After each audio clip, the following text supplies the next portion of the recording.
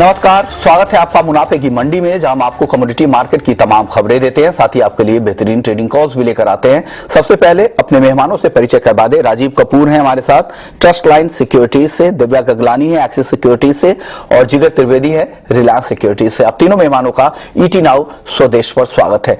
चलिए सबसे पहले आज की टॉप 10 खबरें देख लेते हैं। गोल्ड और सिल्वर की अगर बात करें तो यहां पर आज कल शाम के सत्र में तेज मुनाफा वसूली दिखी थी, ऊपरी स्तरों से काफी कमजोरी थी, लेकिन आज यहां पर वापस से खरीदारी लौट आई है। 250 रुपए के आसपास गोल्ड मजबूती दिखा रहा है। चांदी की बात करें तो 500 रुपए तक की तेजी यहां पर दिख रही है। क्रूड में दायरे में कारोबार हो रहा है, 83 के ऊपर ब्रेंट क्रूड का भाव है। एमसीएक्स क्रूड में हल्की कमजोरी दिख रही है।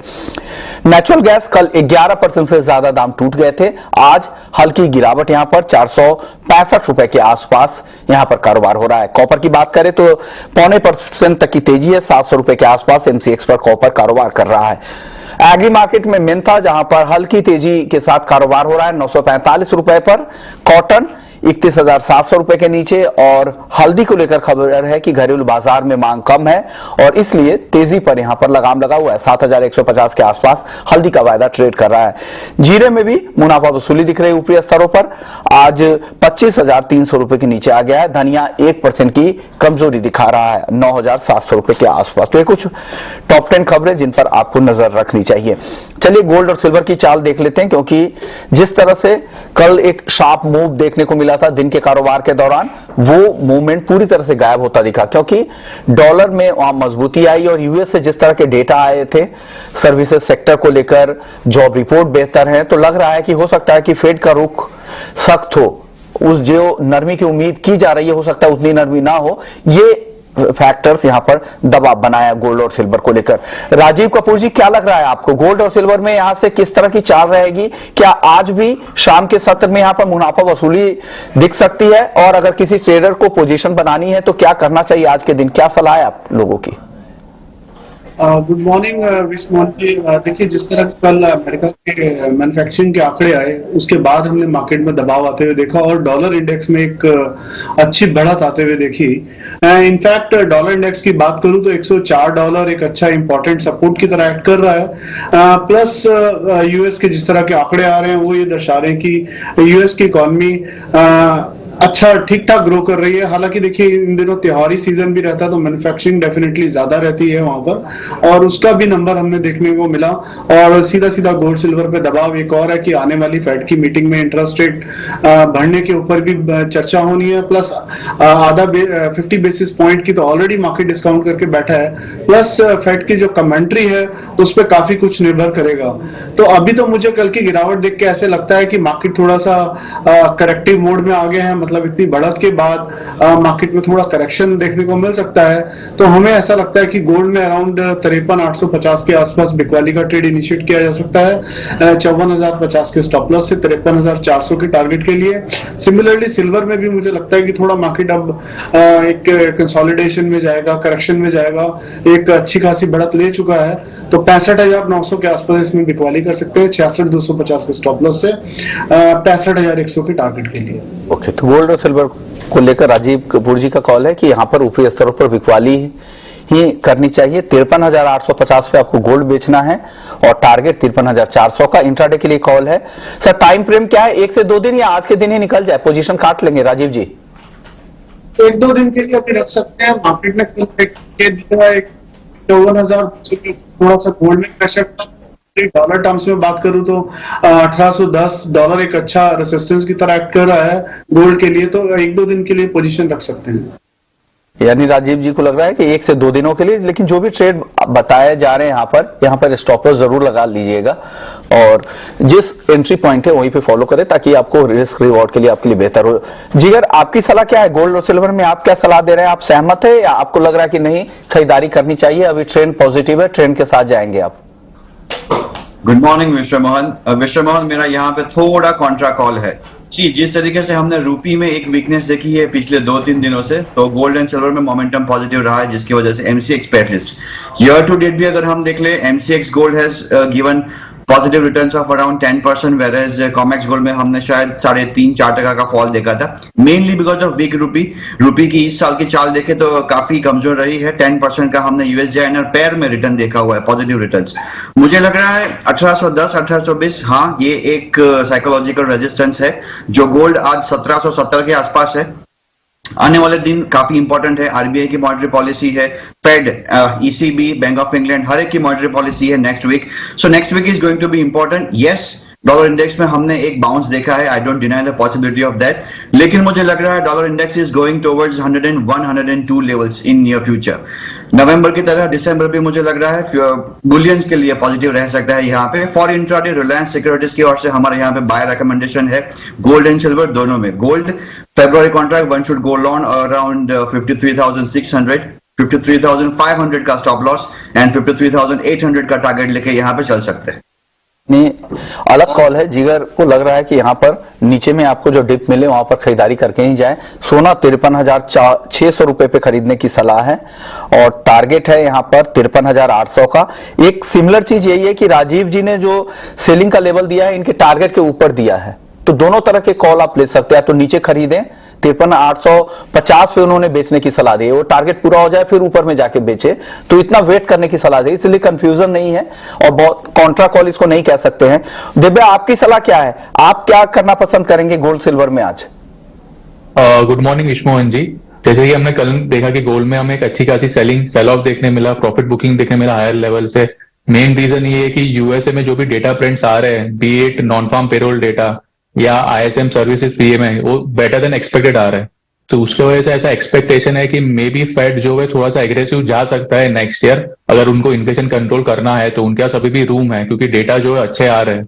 तो उसके वजह से डॉलर इंडेक्स जो है, जो 6 मंथ लो पे था, 104 के आसपास चला गया था, वो अभी 105 के ऊपर आ चुका है। तो वो एक रीजन से हमें सेल ऑफ देखने मिला है गोल्ड और सिल्वर के अंदर। तो मेरे हिसाब से मुझे लगता है कि ये हफ्ते के लिए हमें सेल ऑन राइज का स्ट्रेटेजी यूज करना चाहिए जब तक फेड मीट है उसके पहले। तो हम 53,900 के अराउंड सेल करें गोल्ड, स्टॉप लॉस हम 5400 का रखें और टारगेट हम नीचे में 53,650 का एक्सपेक्ट कर सकते हैं।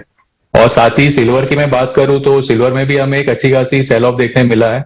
सिल्वर में भी मेरा जो व्यू सेम ही रहेगा सेल ऑन राइज का, 66,000 के अराउंड सेल करें, स्टॉप लॉस हम 66,500 का रखें और नीचे में 65,400 का टारगेट एक्सपेक्ट कर सकते हैं। ओके जी, अगर अब करेंसी की बात आप कर रहे थे, रुपए में भी वापस से कमजोरी आ गई है, 82 के ऊपर चला गया है। यहाँ पर देखिए करीब करीब आधा % से ज्यादा की कमजोरी दिख रही है, 82.26 पे आ गया है। क्या यहाँ से कमजोरी और बढ़ेगी और 83 वापस से जा सकता है क्या? जी बिल्कुल विश्वमोहन, में जैसा कि मैंने सबसे पहले बताया, रिजर्व बैंक ऑफ इंडिया की मॉनेटरी पॉलिसी है, एक्सपेक्टेशन तो यही है यहाँ पे 35 बेसिस पॉइंट से इंक्रीमेंट होगा यहाँ पे। फेड है next week, ECB, Bank of England, हर एक monetary policies, each and every major monetary policies lined up next week also. कल के जो यूएस के डेटा आए थे service manufacturing, non manufacturing that is service PMI, काफी शानदार आए थे। उसके बाद हमने डॉलर इंडेक्स में एक अच्छा एक रिकवरी देखा था एंड यूएसडी आईएनआर पेयर भी देखिए 2 या 3 दिनों में हमने ऑलमोस्ट 1 रुपए की मूवमेंट देखी हुई है। Rupee has weaken by nearly 1 rupee.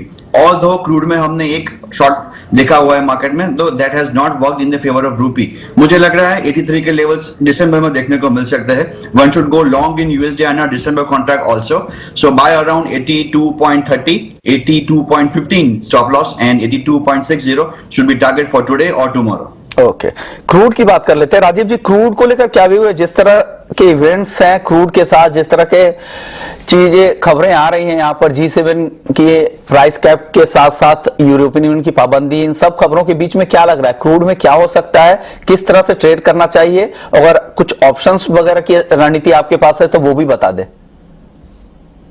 Mrityunjay, sorry Vishwamohan जी, मुझे लगता है कि थोड़ा क्रूड में दबाव रहना चाहिए आज के दिन में। और एक बार मार्केट जो है पिछले निचतम स्तर जो इंडियन मार्केट में रफली 6000 के आसपास मार्केट गया था पीछे, और वहां से एक रिकवरी देखने को मिली थी। मुझे उतना नीचे नहीं लगता, बट ऐसा लगता है कि एक बार 6200 6150 के आसपास नीचे में क्रूड टच कर सकता है। और मुझे लगता है कि आज इंटरडे पॉइंट ऑफ व्यू से एटलीस्ट बिकवाली की व्यू लेके चलना चाहिए। अराउंड 6450 के आसपास में बिकवाली कर सकते हैं। 6540 के स्टॉप लॉस से 6300 के लिए ऑप्शन की स्ट्रैटेजी इसलिए नहीं दे रहे क्योंकि स्टॉप लॉस बहुत छोटा है और प्योरली इंट्राडे के लिए काम करना है, तो इसलिए सेलिंग करके चल सकते हैं। अदरवाइज मुझे ऐसा लगता है कि 6100 6150 एक इंपॉर्टेंट सपोर्ट की तरह भी एक्ट करेगा। अगर हम थोड़ा सा पोजिशनल बेस पे लेके चलें तो वहां पर ऑप्शंस बाई की जा सकती हैं। जब मार्केट 6150 6100 के आसपास हो तो मेरे ख्याल से 6500 की ऑप्शन भी एक अच्छा मुनाफा दे सकती है वहां पर। जिगर, आपका व्यू कच्चे तेल पर आप क्या सलाह देंगे? आज मेरा और राजीव जी का व्यू थोड़ा मैच नहीं कर रहा। जिस तरीके से Chinese market slowly and gradually reopen हो रहे हैं, क्रूड की डिमांड बढ़ेगी। जो ईयू एम्बार्गो है रशिया पे, रशियन ऑयल पे, सीबॉर्न ऑयल पे $60 का वहां पे कैप लगाया गया है पर बैरल। सो मुझे लग रहा है दोनों साइड से मोमेंटम यहाँ पे पॉजिटिव नेगेटिव भी है, बट मुझे लग रहा है शायद जो चाइनीज फैक्टर है वो शायद मार्केट को और अग्रेसिवली प्ले आउट करे। 370 stop loss should be 6300, target would be 6520। लेकिन एक सिमिलर यही है आप दोनों के कॉल में कि वो काफी ऊपर बिकवाली की सलाह दे रहे हैं। राजीव जी यहां पर 6450 पे कर रहे हैं और आप नीचे में खरीदने की सलाह दे रहे हैं और इंट्राडे के लिए कॉल है, तो ब्रॉडर व्यू हो सकता है कि सिमिलर हो, लेकिन इंट्राडे के लिए हो सकता है ट्रेडिंग पर्सपेक्टिव से ये बता रहे हैं कि आप ऊपर के लेवल में बेच कर जाए। अब दिव्या, आपके पास कुछ ऑप्शंस की रणनीति है क्या, और क्या कॉल खरीदेंगे या पुट, क्या सलाह दे रहे हैं आप? जैसे कि क्रूड की बात करूं तो काफी वॉलेटाइल है। लास्ट वीक 3% ऊपर था और ये वीक अभी येस्टरडे का जो हाई लगा है वहां से ऑलमोस्ट 6% करेक्ट हो चुका है। डेटा पॉइंट जो भी है वो मिक्स आ रहा है, जैसे कि डिस्कस किया है कि रशियन ऑयल के ऊपर कैप लग गया है और साथ ही साथ चाइना में भी ओपनिंग अप हो रहा है, तो डेटा पॉइंट तो मिक्स है। पर मुझे ऐसा लग रहा है कि रशिया जो है रिटेलिएट करेगा ये जो कैप लगा है उसके वजह से, तो एक नीचे लेवल पे मुझे लग रहा है सपोर्ट मिलना चाहिए प्राइजेस को। तो बाय ऑन डिप्स की स्ट्रेटेजी हम यूज कर सकते हैं। कॉल ऑप्शन बाय करें 6300 का 240 के अराउंड, स्टॉप लॉस हम 200 का रखें और टारगेट हम ऊपर में 300 का एक्सपेक्ट कर सकते हैं। तो ये व्यू है क्रूड को लेकर। आपको 6300 के स्ट्राइक की कॉल ऑप्शंस खरीदने की सलाह दिव्या की तरफ से आ रही है। 240 पे खरीदे, 300 के टारगेट के लिए 200 का स्टॉप। तो चलिए अब नेचुरल गैस की बात कर लेते हैं। दिव्या गगलानी, नेचुरल गैस काफी वॉलेटाइल है, यहां पर भी कुछ ऑप्शंस की रणनीति है आपके पास? हाँ, नेचुरल गैस ऑलमोस्ट 20% डाउन है पिछले स्विंग हाई से जो 600 के करीब था, अभी 466 के अराउंड ट्रेड कर रहा है। अभी जो भी नेगेटिव न्यूज है जैसे कि माइल्ड वेदर है यूएसए में एक्सपेक्टेड है और साथ में फ्रीपोर्ट टर्मिनल है उसमें भी एक्सपोर्ट में डिले हो रही है, तो ऑलरेडी वो प्राइजेस के अंदर प्राइस इन हो चुका है और टेक्निकली 450 का एक बहुत स्ट्रॉन्ग सपोर्ट जोन है। तो जब तक प्राइजेस ये लेवल ब्रेक नहीं करता तो मुझे लग रहा है कि एक रिकवरी आ सकती है। हम 460 का जो कॉल ऑप्शन है वो हम बाय ऑन डिप्स करें, 35 के अराउंड बाय करें, स्टॉप लॉस हम 30 का रखें और टारगेट हम ऊपर में 42 का एक्सपेक्ट कर सकते हैं। कॉल ऑप्शन खरीदने की सलाह दिव्या की तरफ से आ रही है। 460 के स्ट्राइक की कॉल खरीदें 42 के टारगेट के लिए और इसे खरीदना है आपको 35 के आसपास में। जिगर, आप सहमत है? आपको भी लग रहा है तेजी की संभावना है, कॉल ऑप्शंस के साथ ही जाना चाहिए या फ्यूचर्स में खरीद लें? जी विश्वमोहन, मुझे लग रहा है यहाँ पे शॉर्ट कवरिंग की संभावना है। तेजी शायद गलत वर्ड हो सकता है यहाँ पे। जिस तरीके से हमने दिसंबर में 600 का भाव देखा था बिगिनिंग में और आज 460 का भाव है, तो 4 दिनों में लगातार हमने 17 to 18% का फॉल देख लिया है। पुल बैक पॉसिबल है मार्केट में। One should go long around this levels only और on a dip of 466 also. December contract natural gas go long around 466, 460 का स्टॉप लॉस लेके चले and 477 should be target. Base metals में हालांकि तेजी दिख रही है कॉपर और जिंक में, लेकिन एल्युमिनियम दिन के ऊपरी स्तरों से देखिए काफी नीचे अब आ गया है और कॉपर और जिंक की भी तेजी कम हुई है। क्या लग रहा है क्या खरीदे और क्या बेचे, या अब बेचने का समय आ रहा है बेस मेटल्स में, कुछ बेच कर जाए? जिगर, मुझे बेस मेटल्स को लेकर शायद थोड़ा बहुत उम्मीद है, यहाँ पे मोमेंटम पॉजिटिव हो सकता है। जिस तरीके से चाइना में लॉकडाउन जो है कोविड को लेकर नॉर्म्स जो है वो स्लोली एंड ग्रेजुअली रिलैक्सेशन हो रहा है, so that's a positive sentiment. Dollar index में भी वीकनेस बढ़ोतरी दिख रही है मुझे। दिसंबर का मुझे लग रहा है dollar index should go towards 103 102 also, so overall यहाँ undertone should be the positive. So मुझे कॉपर है, जिंक है, यहाँ पे मुझे एक खरीदारी का कॉल देने में थोड़ा I am more comfortable going long in copper and zinc. So December contract copper one should go long around 697 694 stop loss लेके चले। 704 का टारगेट यहाँ पे 1 या 2 दिनों के लिए मुमकिन है। Same way zinc December contract go long around 276 274 stop loss and 280 is target. Copper और जिंक खरीदने की सलाह जिगर की तरफ से। इस बार आप सहमत है? आप राजीव जी, आपको भी लग रहा है कि कॉपर जिंक खरीदना चाहिए? विश्व के तो मुझे लगता है कि कॉपर जिंक और बाकी बेस मेटल्स में भी आने वाले दिनों में तेजी रहेगी। अगर मैं सिर्फ एल्युमिनियम की बात करूं तो 213 का एक ऐसा इंपॉर्टेंट स्तर था जिसे एल्युमिनियम क्रॉस नहीं कर पा रहा था और पिछले 2 दिन से एल्युमिनियम उसके ऊपर ही लगातार ट्रेड कर रहा है। मुझे लगता है aluminium could be the metal जिसमें एक अच्छी बढ़त आने वाले समय में देखने को मिल सकती है। और अगर आज और कल के सत्र तक की अगर मैं कॉल की बात करूं तो अराउंड 214.50 या करंट रेट 14.20 चल रहा है, वहां पर भी खरीद सकते हैं। स्टॉप लॉस 12.5 का मेंटेन करें, 17 का टारगेट रखें। देखिए कॉपर में भी मुझे लगता है कि आगे बढ़त ही रहनी चाहिए, बट 703 के स्तर के ऊपर कॉपर सस्टेन नहीं कर पाया कल। हालांकि चाइनीज डेटा भी, चाइनीज न्यूज भी ठीक था, प्लस अमेरिका का डेटा भी ठीक था, बट उसके बावजूद 703 के स्तर के ऊपर नहीं जा पाया। तो थोड़ा सा मुझे लगता है कि करेक्शन आ सकता है कॉपर में, तो या तो खरीदने के लिए थोड़ा नीचे का वेट करें, अदरवाइज 703 के ऊपर जब मोमेंटम गैदर करे तो वहां पर खरीद के चले 710 के लिए 698 के स्टॉप लॉस से। चलिए अब नॉन एग्री मार्केट के बाद अब एग्री मार्केट की बात कर लेते हैं। हमारे साथ राहिल शेख हैं, एमडी है MEIR कमोडिटीज इंडिया के और साथ ही एस्टा के वाइस चेयरमैन भी है। सर स्वागत है आपका ईटी नाउ स्वदेश पर। सर चीनी उत्पादन को लेकर अब खबर यह आ रही है, कई सारे ट्रेडर्स, फार्मर्स वगैरह कह रहे हैं कि उत्पादन पिछले साल के मुकाबले 7% कम रह सकता है। पिछले साल हमने देखा था कि 358 लाख टन चीनी का उत्पादन हुआ था। हालांकि इस्मा को इस बार भी लग रहा है कि 360 लाख टन उत्पादन होगा, लेकिन अब रिपोर्ट यह आ रही है कि उत्पादन 333 लाख टन घटकर हो सकता है, जो पिछले साल के मुकाबले 7% कम है। क्या रिपोर्ट है, क्या वजह है? क्या यील्ड ही वजह है या कुछ और वजह है? सर यील्ड ही घटने की आशंका है या कोई और वजह आपको दिख रही है? तो सबसे पहले तो ये जो न्यूज है ये रॉयटर्स ने शायद कल फ्लोट करी थी कि हिंदुस्तान का क्रॉप 60% से डाउन होगा। तो मोरलेस उन्होंने यील्ड के ऊपर ही ज्यादा से ज्यादा दारोमदार लगाया कि यील्ड महाराष्ट्र और कर्नाटका में काफी कम है। हमारा ये ओपिनियन है सर कि अभी it's too early days to say कि बहुत क्रॉप इतना कम हो जाएगा। बस ये अभी अभी लेट क्रशिंग की वजह से क्रशिंग शुरू हुई है।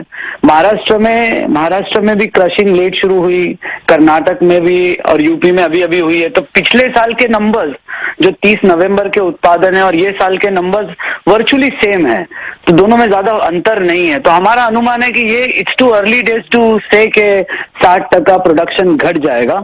मेरा अनुमान ये है कि यील्ड पे जरूर थोड़ी सी महाराष्ट्र में यील्ड के बारे में डिस्कशन फार्मर्स के साथ करो तो कम है, बट आज अभी कह देना 1 महीने की क्रशिंग में कि ये 60% डाउन है या 10% डाउन है, ये थोड़ा सा गलत हो जाएगा। आई थिंक अनदर 15 से 20 दिन इसको देना पड़ेंगे, जब आपको रियलिटी में पता चलेगा कि यील्ड जो और गन्ना क्रश हो रहा है उसमें यील्ड की कमी है या नहीं है। अगर यील्ड की अगर चिंता अगर होती है तो कि कौन से ऐसे पॉकेट्स होंगे, कौन से स्टेट्स होंगे? क्या महाराष्ट्र और कर्नाटक को लेकर ही चिंता है यील्ड को लेकर, या यहाँ पर ठीक है स्थिति? नहीं, सिर्फ महाराष्ट्र कर्नाटका को ही यील्ड को लेकर के थोड़ी चिंता है। यूपी में थोड़ी इंडस्ट्रियल रिकवरी को लेकर चिंता है, बट वो इतनी अभी मतलब मैंने कहा ना इट्स टू अर्ली डेज, अभी बस 1 ही महीना हुआ है क्रशिंग शुरू होके, और अब 30 नवंबर के नंबर्स को पिछले साल और ये साल के देखोगे तो दोनों साल का उत्पादन ऑलमोस्ट सेम है, तो ज्यादा अंतर है नहीं आज की तारीख में। तो यील्ड की अगर जहां तक कंसर्न है, अगर आपको वो सिंपल आंसर चाहिए उसका, तो महाराष्ट्र के पॉकेट्स में है, मेनली शोलापुर रीजन है, थोड़ा बहुत पूना साइड का रीजन है, वहां पर ये सब बातें चली है, और नॉर्थ कर्नाटक की तरफ पे है। यानी अभी बहुत ही शुरुआती दौर है, अभी तो क्रशिंग चल ही रहा है, तो अभी ये बहुत कहना जल्दबाजी होगा कि अभी उत्पादन क्या हो सकता है। सर अब अगला सवाल मेरा होगा एक्सपोर्ट को लेकर। एक्सपोर्ट के जिस तरह के पहले चरण का कोटा आ चुका है, क्या इसमें बढ़ोतरी की कितनी संभावना और दिख रही है आपको? यहाँ से दूसरे चरण में कितना कोटा और आ सकता है? सर अगर आप सारे इंटरव्यूज को पीछे से देखते चलेंगे तो हमने कहा है कि अगला कोटा जो है वो भारत सरकार उत्पादन को लिंक करेगी कि भाई अभी 60 लाख हमने आपको दे दिया है, आगे का उत्पादन लिंक्ड हो जाएगा। तो अगर 36 का उत्पादन होगा तो मेरा अनुमान है 20 लाख टन का कोटा और आना चाहिए, और आज का जो अनुमान है वो बेसिकली प्रोडक्शन नंबर का 35 और 36 के ही रेंज का है after the diversion of ethanol. तो मुझे लगता है कि अगर 36 का उत्पादन आता है तो एक 20 लाख टन का हमको और कोटा मिलना चाहिए एक्सपोर्ट के लिए। 20 लाख टन की और उम्मीद है। शुक्रिया राहिल, आपने वक्त निकाला हमारे लिए और बताया कि क्या स्थिति है, या अभी अर्ली स्टेज में है, अभी कहना मुश्किल है कि उत्पादन कितना रह सकता है, तो अभी और स्थिति साफ होने दीजिए, तो जनवरी तक और स्थिति बेहतर पता होगी कि किस तरह के उत्पादन के नंबर आ सकते हैं। चलिए वापस लौटते हैं, हम एग्री मार्केट की बात कर लेते हैं। एग्री मार्केट में आज ग्वार पर दबाव दिख रहा है। राजीव जी, क्या लग रहा है ग्वार में क्या हो रहा है? क्या अब जो एक बड़ी तेजी अचानक से आई थी 30-40% के आसपास ग्वारगम और ग्वार सीड में महीने भर में, वो तेजी अब थमती दिख रही है। क्या करना चाहिए इन लेवल्स पे, क्या सलाह दे रहे हैं आप? विश्वमोहन जी, देखिए ग्वार तेजी आई थी, उसके बाद मार्केट अब एक रेंज में चला गया। अगर मैं देखूं तो रेंज लास्ट टाइम भी डिस्कस हुआ था, अराउंड 5700 से 6300 के बीच में रेंज पकड़ के बैठा है गुआ। तो मुझे लगता है अभी कुछ दिनों तक तो इस रेंज में ही रहना चाहिए।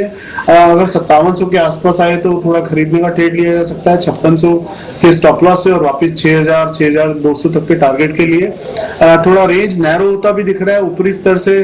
जैसे पहली बार इसने हाई बनाया था तो रफली ग्वार ने 6390 का हाई बनाया था, और सेकंड रैली में 6290 का बनाया है।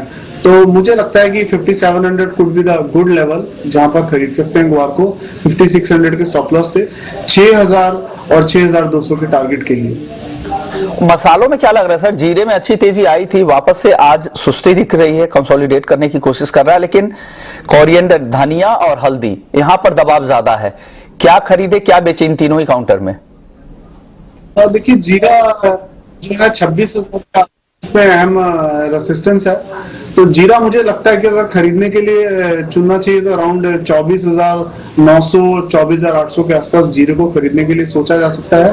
और कोरिएंडर की बात करूं तो कोरिएंडर का प्राइस एक्शन नेगेटिव है, मतलब इसमें ऐसा लगता है कि लोअर टॉप लोअर बॉटम्स बन रहे हैं, तो बाजार थोड़ा दबाव में दिख रहा है और बाजार थोड़ा और नीचे भी आ सकता है कोरिएंडर को। और टर्मरिक लास्ट टर्मरिक को मुझे लगता है कि विश्वमोहन जी थोड़ा कंसोलिडेशन लग रहा है, थोड़ा और नीचे आ सकता है, बट 7,700 7,600 एक अच्छे सपोर्ट के लेवल होंगे जहां से फिर हमें एक बाउंस बैक देखने को मिल सकता है। ओके, शुक्रिया राजीव जी आपका, जिगर आपका, दिव्या गगलानी आपका, आप लोगों ने वक्त निकाला। तो मुनाफे की मंडी को यही समेटते हैं, लेकिन आप कहीं मत जाइए, ब्रेक के बाद आपके लिए लेकर आएंगे एफएनओ जंक्शन।